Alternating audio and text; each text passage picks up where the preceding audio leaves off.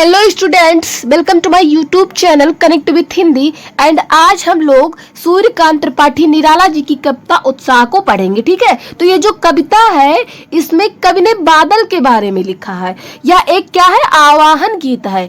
कवि बादलों से गरजने का आवाहन करते हैं। ठीक है, तो चलिए हम कविता की लाइन को देखेंगे। क्या है कि बादल गरजो घेर घेर घोर गगन धारा धरो। ठीक है, कवि बादलों को संबोधित करते हुए कहते हैं कि बादलों की रचना में एक नवीनता है। ठीक है, बादलों की रचना में क्या है, एक नवीनता है। लोगों के मन को सुख से भर देने वाले बादलों आकाश को घेर घेर कर खूब गरजो। ठीक है, आगे की लाइन है कि ललित ललित काले घुघराले बाल कल्पना कैसे पाले। ठीक है, तुम्हारे सुंदर बाल काले और घुघराले हैं, ये कल्पना के विस्तार के समान घने हैं। और काले काले घुघराले बादलों का अनगढ़ रूप ऐसे लगता है जैसे उनमें किसी बालक की कल्पना समाई हुई हो। उन्हीं बादलों से कवि कहता है कि वह पूरे आसमान को घेर कर घोर ढंग से गर्जना करे। ठीक है, तो ये लाइन आपको समझ में आ गई ना।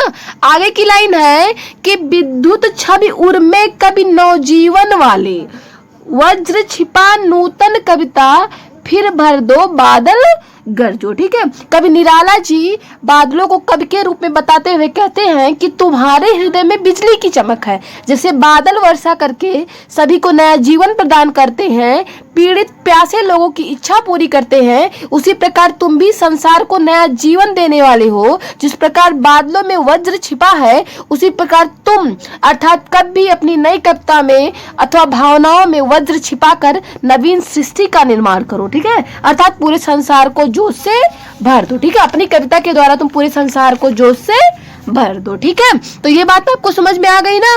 आगे की लाइन है कि विकल विकल उन्मन थे उन्मन विश्व के निदाख के सकल जन। ठीक है, कवि निराला जी कहते हैं कि चारों ओर वातावरण में बेचैनी व्याप्त थी। लोग तपती गर्मी से बेहाल है और उनका मन कहीं नहीं लग रहा है। लोगों के मन भी दुखी थे, इसलिए वह बादलों को कहता है कि लोगों के मन को सुख से भर देने वाले बादलों आकाश को घेर घेर कर गरजो और संसार के सभी प्राणी भयंकर गर्मी के कारण बेचैन और उदास। ठीक है, वो क्या है, बेचैन और उदास। ठीक है, आगे की लाइन है कि आए अज्ञात दिशा से अनंत के घन तप्त धरा जल से फिर शीतल कर दो बादल गरजो। ठीक है, कभी कहता है कि आकाश की अनजान दिशा से आए हुए घने बादलों तुम बरस कर गर्मी से तपती धरती को फिर से ठंडा करके लोगों को सुखी कर दो। अपने जल से तपती धरती को अपने जल से शीतल कर दो। ठीक है, तो ये बात आपको समझ में आ गई। तो सूर्यकांत त्रिपाठी निराला जी की अगली कविता है अट नहीं रहे। ठीक है, तो इस कविता में सूर्यकांत त्रिपाठी निराला जी ने फागुन के अद्वितीय सौंदर्य का वर्णन किया। ठीक है, तो चलिए हम कविता की लाइन को देखते हैं। क्या है कि अट नहीं रही है आभा फागुन की तन सट नहीं रही है। ठीक है, तो इस कविता में कवि फागुन के अद्वितीय सौंदर्य का वर्णन करते हुए कहते हैं कि चारों ओर फागुन की शोभा तन में समा नहीं पा रही है। ठीक है, ये तन में समा नहीं पा रही है। और आगे कहते हैं कि कहीं सांस लेते हो घर घर भर देते हो, उड़ने को नभ में तुम पर कर देते हो, आंख हटाता हूँ तो हट नहीं रही है। ठीक है, तो इस समय क्या होता है कि चारों ओर फूल खिलते हैं, तुम सांस लेते हो, उस सांस से तुम संपूर्ण प्रकृति को खुशबू से भर देती हो। यह सब देखकर मन प्रसन्न हो उठता है और आकाश में उड़ना चाहता है। इस वातावरण में पंछी भी पंख फैलाकर आकाश में उड़ना चाहते हैं।